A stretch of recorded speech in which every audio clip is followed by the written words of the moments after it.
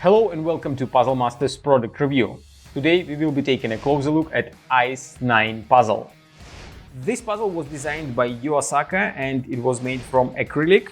Difficulty level of the Ice Puzzle 9 is 10 out of 10 on a Puzzle Master's difficulty scale that runs from 5 to 10. And the objective of the puzzle is to fit all 9 pieces into the tray. If you noticed, the name of the puzzle is Ice Puzzle 9. Usually in the names of the Yuu Asaka puzzles, the number means the number of pieces in this puzzle. And here we have Ice Puzzle 9. That means that there are 9 pieces in this puzzle.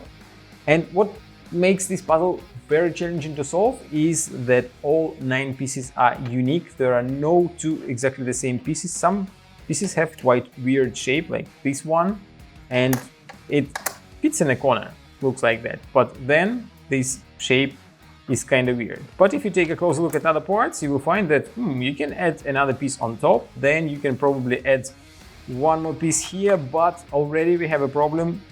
There is a gap here and you can't fit any other part. That means that this piece is not here. You can try to put other pieces, but as you can see, the other parts don't fit nicely as well. But even if you find something and you keep putting the rest of the parts into the frame, very quickly you will find that it is not enough space for all pieces. You can fit most of them, but you will have 1 or 2 pieces left and there will be no space for the rest of the parts. So it will be very difficult to find solution, and the solution, when you will find it eventually, will surprise you a lot.